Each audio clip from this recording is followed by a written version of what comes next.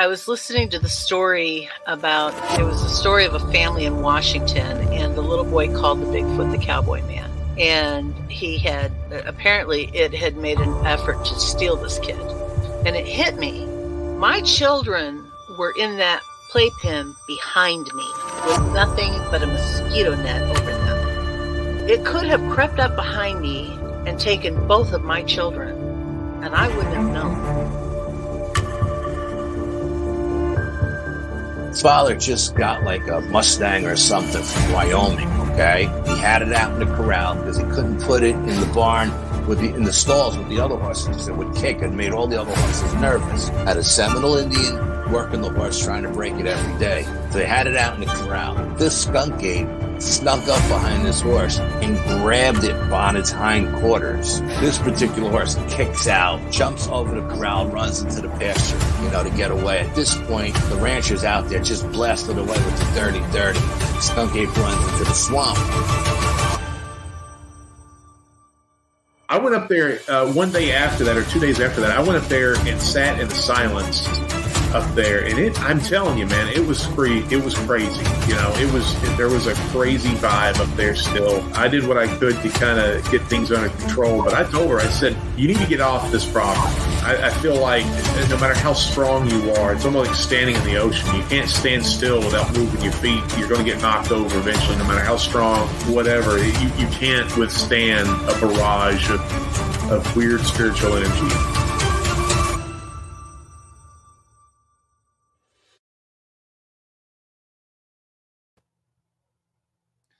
What's up, everybody? Welcome back to Paranormal Odyssey. Thought I'd jump on here this morning and record another short story for you guys. Got another spooky one coming up that, again, I was not aware of. Before we get there, guys, if you would, please hit that subscribe button. If you don't mind, I sure would appreciate it. Also, if you've had an encounter and would like to come on an episode and share it with me, either on podcast or on Paranormal Odyssey Live, the first step to doing that is shooting me an email, wayne@paranormalworldproductions.com. Doesn't have to be if you want to be a guest, just if you guys have any suggestions or anything like that, shoot me an email. Let's talk. All right. Not going to waste any more time. Jump right into it. Today we're going to be talking about the Louisiana Grunch. Again, another, I guess we call it a cryptid. Cryptid that I was not familiar with at all. So we're going to jump in.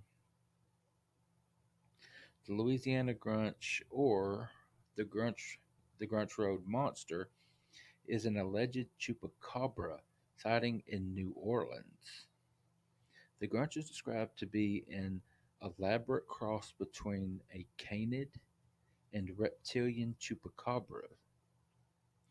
New Orleans residents have named the creature the Grunch, but sightings and tales, unlike its cousin, seem to go back farther in Louisiana history than other areas of the world. The Grunch story supposedly goes back to the Crescent City's early roots.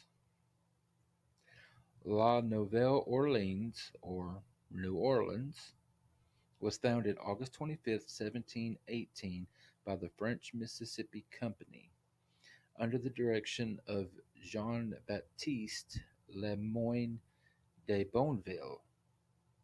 I know I butchered that, guys. I'm sorry. It was named for Philip II, Duke of Orleans, who was regent of France at the time. His title came from the French city of Orleans. The French colony was ceded to the Spanish Empire in the Treaty of Paris, 1763, and remained under Spanish control until 1801, when it reverted to French control. Most of the surviving architecture of the Vauquerie, or French Quarter, dates from this Spanish period. Napoleon sold the territory to the United States in the Louisiana Purchase in 1803. The city grew rapidly with influxes of Americans, French, and Creole French. Major commodity crops of sugar and cotton were cultivated with slave labor on large plantations outside the city. The earliest reports of the creature are said by locals to date to this period. As a principal port, New Orleans had the major role of and city during the antebellum era in the slave trade. Its port handled huge quantities of goods for export for the interior and import from other countries to the traded up the Mississippi River. The river was filled with steamboats, flatboats, and sailing ships. At the same time, it had the most prosperous prosperous community of free persons of color in the South. Many old stories from people whose family were around at that time have passed many oral traditions down to us concerning the Grunch. Legend has it that the Grunch dates back to the days of New Orleans' early settlement, and that's the name Grunch comes from the name of a road. This southern cryptid has been called the Vampire of Faribault Marigny. Again, I'm sorry, guys. And Bywater area dating back to the early 1800s. The legend of Marie Laveau tells of how some believe this from the chupacabra came into existence. Side note, I am looking into doing a short story on Marie Laveau. I'll get there. An old voodoo hoodoo story says Marie Laveau castrated the devil baby when he was born to stop him producing more of his evil kind.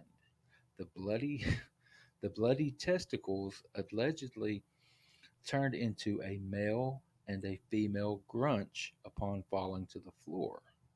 Picture that, if you will. Whereupon they attacked the great voodoo queen Marie Laveau. The Grunch are said to have almost killed her with their fierce bites and punching. The terror of the old voodoo queen felt must have been unbearable as she struggled under their great strength before she fainted. When she awoke, the Grunch and the devil baby were gone. Laveau was near death after this, and many have said this is when Marie Laveau gave up her voodoo hoodoo ways and went back to being a good Catholic woman. New Orleans Grunch have many strange reported powers. I believe the stories about them come from the fact that New Orleans chupacabra is more visible than in other areas and has adapted itself more to its surroundings, unlike its Texas, Mississippi, and Floridian relatives. The most common description of the New Orleans Grunch, or El Chupacabra, is a goat like being, appearing to have leathery or scaly black green skin and sharp spines with long horns or quills running down its back.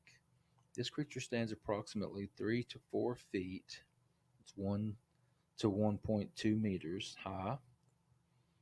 They are also said to seem more intelligent and have human like skills, able to open doors, use tools, similar to how a monkey or primate would. It is said to howl like a wolf, scream like a banshee, or bellow and screech like an ape when alarmed, as well as leave a strong stench. Many reports note that the chupacabra's eyes glow an unusual red, orange, or blue green.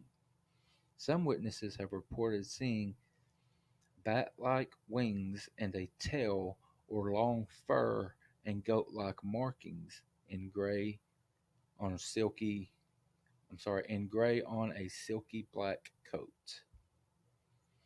Unlike conventional Louisiana swamp predators, This breed of chupacabra is said to drain all the animal's blood and sometimes organs through a single hole. The legend of Grunch Road revealed. Some people claim it was in Chalamet, Louisiana, while others claim it was in Gentilly or Metairie. But the real Grunch Road was located in a remote part of eastern New Orleans, near the community of Little Woods. Most people only ever encountered Grunch Road by accident, a dead end that scant shells and sand, sheltered by overgrown woods and great tall water oaks. It led into a ferny darkness of the major two-lane highway of Hain Boulevard. From ghastly goat people and several ghosts of who only knows what. Stories of floating lights and strange cries in the night continue to this day. Photos of a creature allegedly to be the Grunch have surfaced over recent years, keeping the legend of Grunch Road alive to this day. Although evidence for the Grunch Road being haunted by this beast is anecdotal, it is interesting to find an old tale that has its reflections in a more recent sighting. A Harvey, Louisiana lady said she saw one eating one of her neighbor's dogs. Also, sanitation workers tell of seeing them raid the garbage cans or chase the garbage trucks along the New Orleans East Haines Boulevard and Grunch Road area. The Grunch El Chupacabra is said to haunt many areas in New Orleans and surrounding parishes. Lakeview, Metairie, Chemette, Harvey, Tarrytown, Slidell, Covington, and Paradis. All these cities' residents have a Grunch story or two to tell. They are said to live in the darkest parts of New Orleans City Park golf course and have been running in the tall grass and along the leaves of Chamelette National Battlefield. In the Paradis, Lulling, and Bout, Louisiana area, many say late at night you can see them running across Highway 90, looking for something or someone to eat. Lakeview residents nowadays tell of how they no longer leave their pets in the yard since Hurricane Katrina, as so many grunts were displaced into the neighborhood. In my Harvey, Louisiana home, many people tell of seeing them knocking over trash cans and chasing cats to drink their blood. People at first thought they were rabid or mangy, hairless raccoons. All right, guys, I got that article from cryptids.fandom.com. All right, guys, that's the story of the Louisiana Grunch. Pretty creepy. I will share a couple of pictures on the social media platform on Facebook and probably Instagram as well, so you guys can get a look at what people are claiming this thing looks like. Guys, if you haven't done so already, would you please do me a favor and follow us on Instagram and TikTok? We are still growing in both of those, and we're nowhere near where we want to be, though. So, with your help, we will one day get there. Guys, if you've listened to an episode of Paranormal Odyssey, you have heard me at the beginning of every episode ask you to please go rate and review the show wherever it is you get your podcast. Amazon or Spotify. Not Amazon, I'm sorry. Apple or Spotify tend to be the main ones. It's really important.